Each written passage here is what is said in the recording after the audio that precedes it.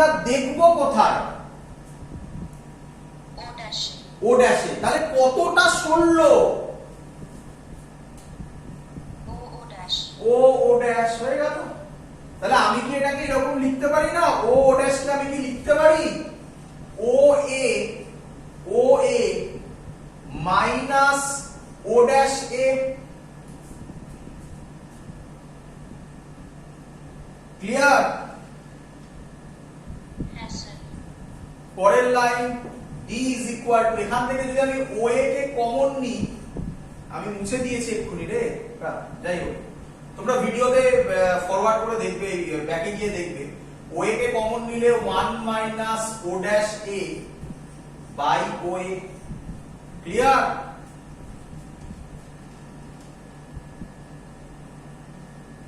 এবার d is equal to OA মানে বলতে পারি t অরিজিনাল যে ডেপথ ছিল 1 মাইনাস, আমি এটা প্রুফ করেছি, আমি এক্ষুনি এটা মুছে দিয়েছি, ও ড্যাশ এ বাই OA এটা ছিল হচ্ছে গিয়ে মিউ এ এল, এটা ছিল, দেখবে প্রুফ করেছিলাম, আমি এটা মুছে দিয়েছি এক্ষুনি।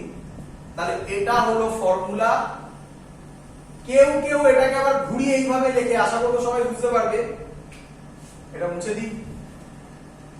কি কেউ কেউ এটাকে ঘুরিয়ে এরকম লেখে, b is equal to t 1 minus 1 by mu l a। Clear? এটা বোঝা গেছে? আরে বাবা, মিউ এখানে কি ছিল? a l এদিকে ছিল, মিউ a l যা মিউ l a তার রেসিপ্রোকাল। তাহলে মিউ a বা a আর এখানে l আছে, এটাকে উল্টে দিলাম 1 by মিউ l a, মানে একই জিনিস। বোঝা গেছে? এইভাবে লেখা থাকবে। যা যা ডিরাইভেশন বললাম এগুলো ইম্পর্টেন্ট। চলো এবার দেখি অবজারভেশন কি রকম। ভালো করে অবজার্ভ করে বলো তো বাবা, এই d is equal to t 1 minus mu a by mu l বা mu a l যাই হোক না কেন, যেটা ইচ্ছা ভাবো, বলো দেখি এর মধ্যে একটা ইম্পর্টেন্ট প্রপার্টি আছে। কি? খুব ইম্পর্টেন্ট। দেখো এটা ভালো আর এটা বলো একই ব্যাপার, কি যায় আসে? এটা তো বুঝে গেছো তোমরা। খুব ইম্পর্টেন্ট জিনিস, লিখে রাখবে স্টার মেরে। এটা অ্যাপারেন্ট শিফটটা ইন্ডিপেন্ডেন্ট অফ, দেখো ভালো করে, ইন্ডিপেন্ডেন্ট অফ অবজেক্ট ডিসটেন্স। হ্যাঁ কি নয়? বল। দেখ অবজেক্ট ডিসটেন্সের কোনো মানেই নেই। অবজেক্ট কোথায় আছে আমার না জানলেও চলবে। টি মানে কি? অরিজিনাল থিকনেসটা বা অরিজিনাল ডেপথটা। বল বোঝা গেছে কিনা? ক্লিয়ার সবার? হ্যাঁ স্যার। অঙ্ক দেব, অঙ্ক করো। মুছছি আমি, আবার বলছি ফর্মুলাটা যেন সবার মনে থাকে। Apparent depth by real depth হচ্ছে refractive index where light goes, মানে ফাইনালি যেখানে লাইট যাচ্ছে, ডিভাইডেড বাই রিফ্র্যাক্টিভ ইনডেক্স যেখান থেকে লাইট আসছে। এটাই মেইন জায়গা। চলো অঙ্ক করবো এবার। ফার্স্ট অঙ্ক পরীক্ষায় দেয়, আমি আশা করবো অনেকেই করে দিতে পারবে যা শিখালাম তা থেকে।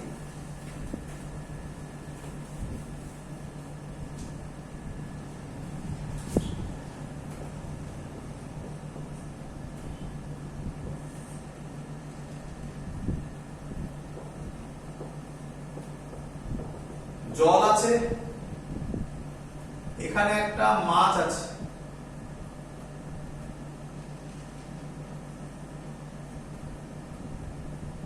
একটা মাছ আছে।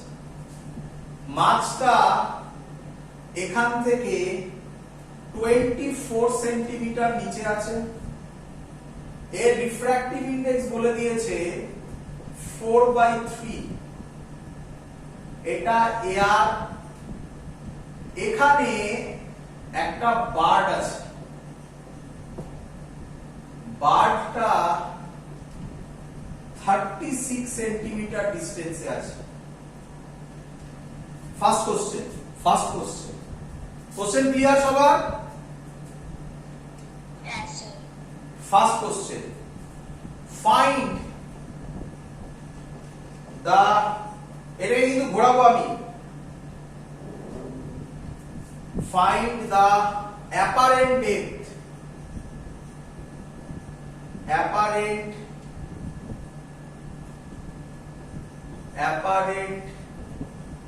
depth of fish as seen by bird. চল পড়বো অঙ্কটা। আচ্ছা, অপশন কি কি আছে একটু বলে দিই, অপশন কি কি আছে একটু বলে দিই, কারণ এখানে গুলোবে ম্যাক্সিমাম লোক। ফার্স্ট অপশন আছে হচ্ছে গিয়ে, হ্যাঁ 54 সেন্টিমিটার, শুনতে পাইনি, 54 একদম গুড। ফার্স্ট অপশন হচ্ছে 18 centimetre, second option 54 centimetre, third fourth যা ইচ্ছা হোক, এই দুটোতে মেন গুলোয়। কেন গুলোয় দেখে নাও, একদম সহজ, একদম সহজ। আমরা আগেরটাতে কারা দেখছিল, আমরা দেখছিলাম, এখানে কে দেখছে, বার্ড দেখছে। কাকে দেখছে, ফিশকে, এটা খুব ইম্পর্টেন্ট। তাহলে ফিশকে দেখছে, তাহলে আমি বলতে পারি ফিশ হচ্ছে আমার অবজেক্ট। বলো বুঝলে কিনা এটা? আগে তো অবজেক্টটা ভাবতে হবে, লাইটটা কোথা থেকে আসবে। আগে যে ছবিটা করলাম আমরা, সেটা এখানে হচ্ছে অবজেক্ট হচ্ছে fish. Clear? Clear? Yes, sir. চলো, ফর্মুলা কি দিয়েছে, অ্যাপারেন্ট ডেপথ, স্যার শিখিয়েছে আজকে, apparent depth by real depth. শর্টে করছি, এডি মানে অ্যাপারেন্ট ডেপথ, আর ডি মানে রিয়েল ডেপথ। কি ফর্মুলা ছিল, রিফ্র্যাক্টিভ ইনডেক্স, যেখানে লাইট ফাইনালি যাচ্ছে, লাইট ফাইনালি কোথায় যাবে, কোথায় যাবে লাইট ফাইনালি? আরে বাবা, অবজেক্ট পেয়ে গেছিস, অবজেক্ট থেকে তো লাইট যাবে, কোথায় যাবে তাহলে ফাইনালি? এয়ারে। এয়ারে রিফ্র্যাক্টিভ ইনডেক্স কত, 1 ডিভাইডেড বাই কোথা থেকে আসছে, যেখান থেকে লাইট আসছে। কি ছিল, refractive index from where light came, মানে যেখান থেকে লাইট আসছে, কত হবে, 4/3।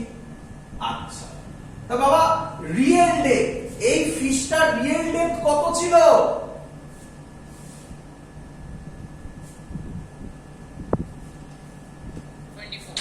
24। তাহলে রিয়েল ডেপথ মুছে আমি লিখবো 24। আচ্ছা 4/3 টাকে লিখে দেওয়া যায় 3/4, 4 এটা কেটে 6, তাহলে অ্যাপারেন্ট ডেপথ হবে 18 সেন্টিমিটার। বুঝতে পেরেছো সবাই কেন 18 বললাম? তার মানে বার্ড এখন দেখবে ফিশটা এখান থেকে খানিকটা উপরে উঠে গেছে, কতটা উপরে উঠে গেছে, সে এখানে দেখবে বার্ডটাকে, এই ফিশটাকে। ভার্চুয়াল তো, তাই ওরকম ভাবে আঁকছি, এইখানে দেখবে। এই ডিসটেন্সটা হচ্ছে 18 সেন্টিমিটার। আচ্ছা, আরেকটা ইম্পর্টেন্ট জিনিস, খুব ইম্পর্টেন্ট জিনিস বলতে ভুলে গেছি আমি, সব ডিসটেন্স আমরা কোথা থেকে মাপি, মাপি হচ্ছে এই সারফেসটা থেকে। এটা খুব ইম্পর্টেন্ট একটা point. all distances are measured from this point, এই পয়েন্টটা থেকে আমরা মাপি। তাহলে এবার বার্ড কে বলেছে, find the apparent depth of fish as seen by bird. আরে বাবা, বার্ডও তো এখান থেকে 36 এ আছে, যদি বার্ডটা এখানে থাকতো তাহলে অ্যানসার 18 সেন্টিমিটার হতো। বলো বুঝলে কিনা? Yes, sir. তাহলে এবার বার্ড তো এখানে আছে, তাহলে এখান থেকে তো 36 টা পুরোটাই থাকবে প্লাস 80, তাহলে অ্যাকচুয়াল অ্যানসার হবে, এটার অ্যানসার হবে, অ্যাপারেন্ট ডেপথ এটাই অ্যানসার হবে 36 প্লাস 80 হবে 54 সেন্টিমিটার। ক্লিয়ার সবার? সহজ অঙ্ক একদম। ক্লিয়ার? Yes, sir. অঙ্ক ঘোরাই।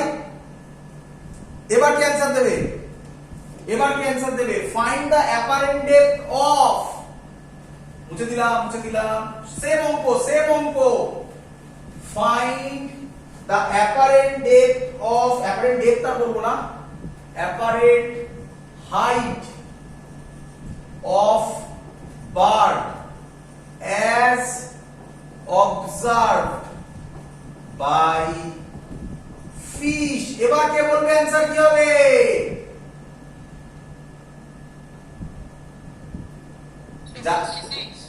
হ্যাঁ 66 হয়ে গেল, ভুল হইয়া গেছে, ভুল। ভেবে ভেবে করেছিস যেভাবে আমি বললাম, নাকি শর্টকাট ট্রিক ইউজ করছিস? স্যার বেবি তাহলে কি করে ভুল হবে? তাহলে কি করে, তাহলে যোগ বিয়োগে ভুল করেছিস, তাহলে আবার 7 8 এ গিয়ে আবার 1 2 3 4 5 শিখতে হবে। চলো পড়ি।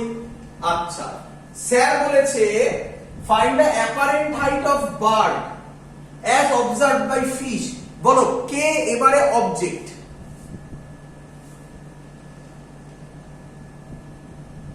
bird, বার্ডটা আগেরটার মতো এইভাবে ভাবতে হবে না, সব কনসেপ্ট তো বলে দিলাম আমি। বার্ডটা যাকে দেখবে, তুমি যাকে দেখবে সেটা অবজেক্ট, আর যে দেখছে সে হচ্ছে ভিউয়ার। ক্লিয়ার? ক্লিয়ার?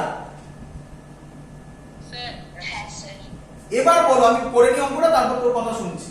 তাহলে লাইট এবার কোথা থেকে আসবে? বার্ড থেকে আসবে। আমি তাহলে কিন্তু, আমার তো ফর্মুলা স্যার আপনি ওটাই শিখিয়েছেন, apparent depth by real depth. চলো এবার ফর্মুলা দেখো কিভাবে হচ্ছে। ওই যে ল্যাঙ্গুয়েজটা বলেছি, কি ছিল? Refractive index where light goes, finally যেখানে লাইট যাবে। আচ্ছা, অবজেক্ট কে বার্ড। তাহলে লাইট কোথা থেকে আসছে? বার্ড থেকে। কোথায় তাহলে যাবে ফাইনালি?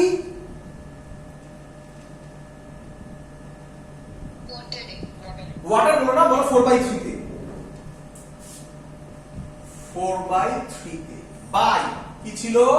দেখ, বুঝতে পারছো আমার কেন ল্যাঙ্গুয়েজে আমি লিখেছি রিফ্র্যাক্টিভ ইনডেক্স, তারপরে ছিল ফ্রম হোয়ার লাইট কেম, মানে লাইট যেখান থেকে আসছে। কোথা থেকে আসছে? এয়ার থেকে। চলো অঙ্ক সলভ। কে বলবে? Real depth. আচ্ছা, রিয়েল ডেপথ সব ডিসটেন্স কোথা থেকে মাপি?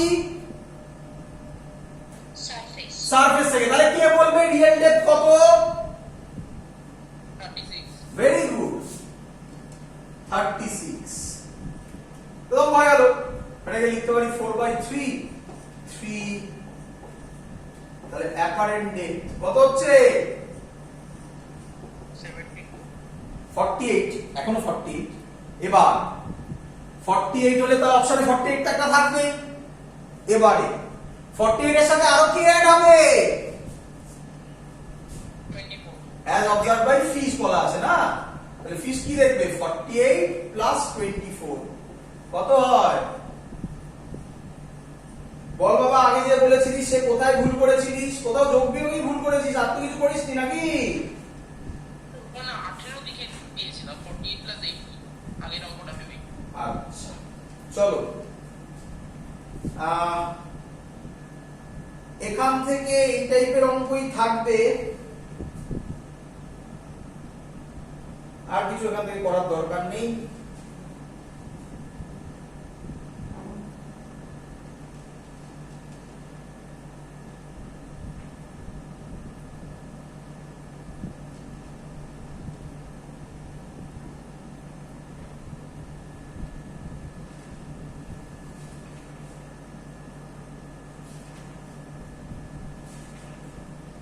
That's all, complete. আর কিছু এখান থেকে করার দরকার নেই। এবার যা যা বলেছি সব অঙ্ক পারবো।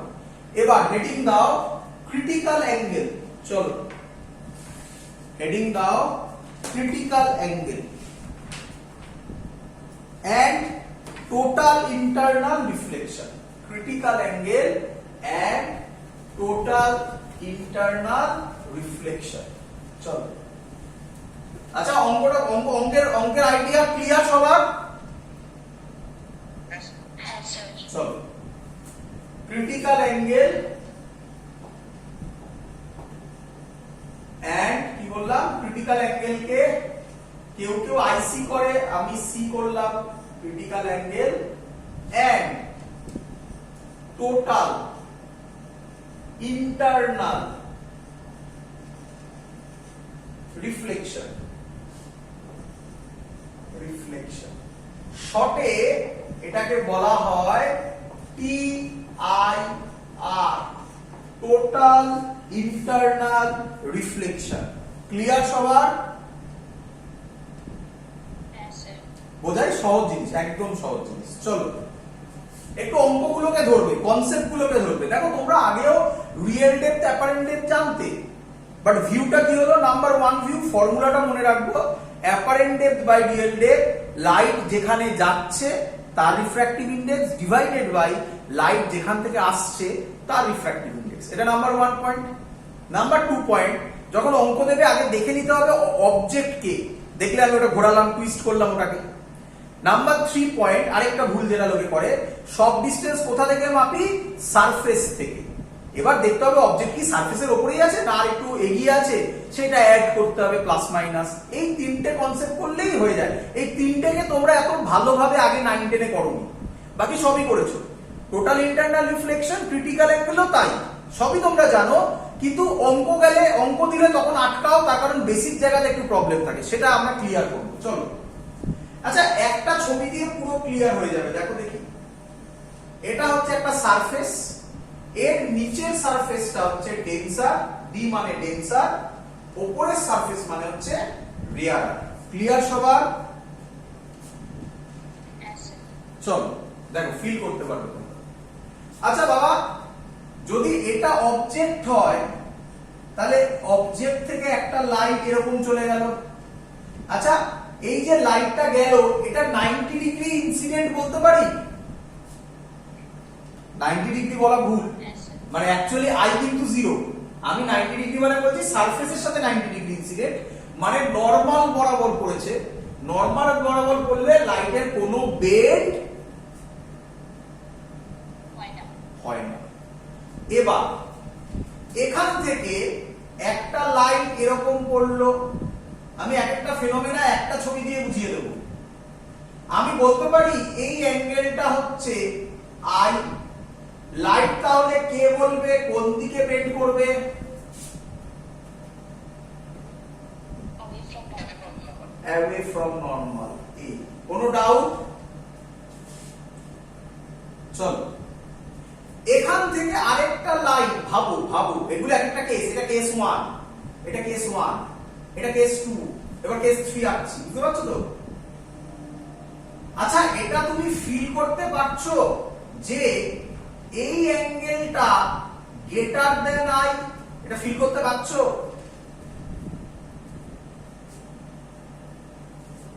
কিরে Yes, sir. আরে খালি চোখে দেখে বুঝতে পারছিস না এই আইটা যা, এটা greater than I. Yes, sir. তাহলে এটাতে লাইট আরো বেন্ড করবে টুয়ার্ডস নরমাল। বলো বুঝলে কিনা? Yes, sir. এরকম করতে করতে এক সময় কি হবে, কোনো একটা অ্যাঙ্গেল অফ ইনসিডেন্সে, এই অ্যাঙ্গেলটা দেখ, আমার ছবি থেকে বোঝা যাচ্ছে এই অ্যাঙ্গেলটা এটার থেকেও বড়। Yes, sir. তাহলে কোনো একটা অ্যাঙ্গেল অফ ইনসিডেন্সে লাইট এইভাবে চলে যাবে, মানে আচ্ছা এখানে রিফ্রাক্টিং অ্যাঙ্গেল এটা, এখানে রিফ্রাক্টিং অ্যাঙ্গেল এটা, এখানে রিফ্রাক্টিং অ্যাঙ্গেল হয়ে গেল 90 ডিগ্রি। তাহলে যে অ্যাঙ্গেল অফ ইনসিডেন্সে রিফ্রাক্টিং অ্যাঙ্গেল 90 ডিগ্রি, তার নাম ক্রিটিক্যাল অ্যাঙ্গেল, সি বলা হয়। বলো বুঝেছো কিনা এত অবধি? Yes, sir. আবার বলছি, পরীক্ষায় যদি দেয় ডিফাইন ক্রিটিক্যাল অ্যাঙ্গেল, লিখবে angle of incidence in denser medium for which angle of refraction in rarer medium is 90 degree is called critical angle. Clear idea সবার? হ্যাঁ স্যার। এবার টোটাল ইন্টারনাল রিফ্লেকশন বোঝাবো, তাকাও। এখান থেকেও ভালো করে বোঝা যায়, দেখো দেখি, একটু বুঝতেই পারছো ছবি একটু এদিক ওদিক হবে, কারণ কোথা থেকে কত টানছি, স্ট্রেট লাইন টানছি হাত দিয়ে, এই দেখলে এই অ্যাঙ্গেলটা পরিষ্কার বোঝা যাচ্ছে, গ্রেটার দ্যান সি। হ্যাঁ স্যার। যদি অ্যাঙ্গেল অফ ইনসিডেন্স না, শুধু নয়, angle of incidence in denser medium যদি গ্রেটার দ্যান ক্রিটিক্যাল অ্যাঙ্গেল হয়, তাহলে পুরো লাইট মানে কোনো লস হবে না, টোটাল লাইট আবার ওই মিডিয়ামে ব্যাক করে চলে আসে, মানে রিফ্লেকশন হয়। বল সবাই বুঝলি কিনা? হ্যাঁ স্যার। কি লাইট? পুরো লাইট, তাই এর নাম টোটাল। বোঝা গেছে? কোনো লস হবে না। টোটাল। আচ্ছা, যে মিডিয়াম থেকে গেছিল সেই মিডিয়ামেই কি ফিরছে? হ্যাঁ। তাই তার নাম ইন্টারনাল। ক্লিয়ার? হ্যাঁ স্যার। টোটাল, ইন্টারনাল, আর বুঝতেই পারছো রিফ্লেকশন। চলো সবার clear? What is critical angle, what is total internal reflection? আচ্ছা, পরীক্ষাটা কোশ্চেন দেয়, right down the condition for total internal reflection. Number 1, light condition for total internal reflection. কি কি কন্ডিশন হল বললে টোটাল ইন্টারনাল রিফ্লেকশন হবে? Number 1 point, light has to be travel, পরীক্ষায় দেয় এটা, from denser to rarer medium. আমি শর্টে লিখলাম denser to rarer medium, D2R, denser to rarer medium. Denser থেকে রেয়ারে না হলে এই ফেনোমেনা হবে না, রেয়ারার থেকে ডেন্সারে হয় না। নাম্বার 2, আচ্ছা এটা কি আমাকে বোঝাতে হবে নাকি রেয়ারার থেকে ডেন্সারে কেন হয় না? আরে রেয়ারার থেকে ডেন্সারে হলে তো লাইট টুয়ার্ডস নরমাল ঘুরবে। আচ্ছা, আরেকটা ইম্পর্টেন্ট কথা বলতে ভুলে গেছি, এই যে লাইটটা এটা গেল না, এটা একটা নাম আছে, লিখবে। এটাকে বলা হয় গ্রেজিং এমার্জেন্স। এটা অঙ্কে পাবে তোমরা, গ্রেজিং এমার্জেন্স। গ্রেজিং এমার্জেন্স মানে কি? আর হচ্ছে 90 ডিগ্রি, অথবা অ্যাঙ্গেল অফ ইনসিডেন্স হচ্ছে ক্রিটিক্যাল অ্যাঙ্গেল, অথবা লাইটটা সারফেস বরাবর বেরিয়ে যাবে। এতগুলো meaning. Clear idea? Grazing emergence খুব ইম্পর্টেন্ট ওয়ার্ড। ক্লিয়ার?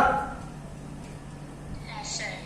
চলো তাহলে নাম্বার 1 পয়েন্ট হলো light has to be travel from denser to rarer medium, আর নাম্বার 2 পয়েন্ট হচ্ছে angle of incidence.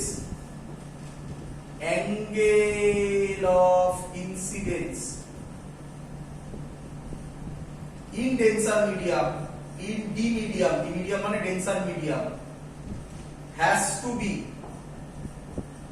greater than critical angle. Clear idea সবার?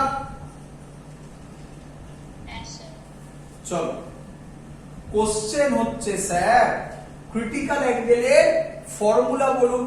তো critical অ্যাঙ্গেলে সত্যিকারের কোনো ফর্মুলা হয় না, স্নেলস লই একমাত্র ফর্মুলা। তো দেখো আমি ওটা অ্যাপ্লাই করে দেখিয়ে দিচ্ছি তোমাকে। তো এগুলো আর মুছে দিলাম, আর দরকার নেই।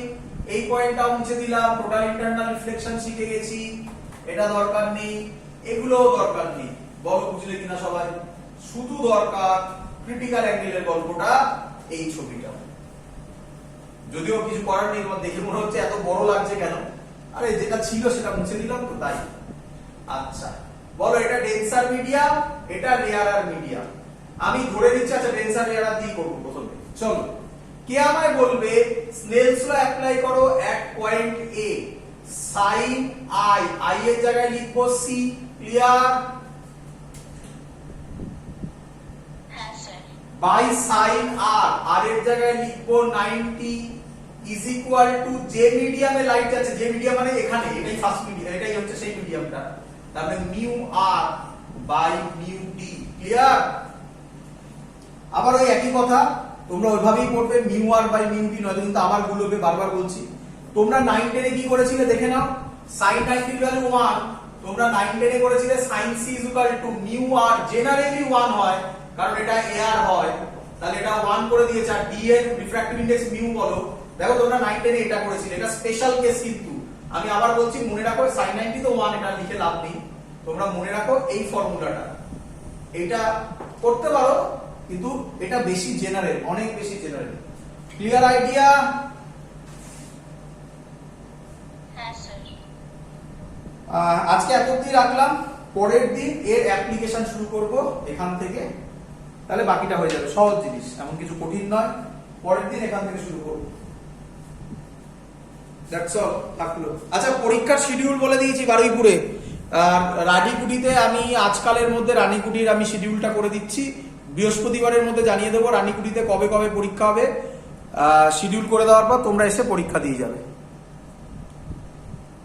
দ্যাটস অল, থাকলো এত অবধি।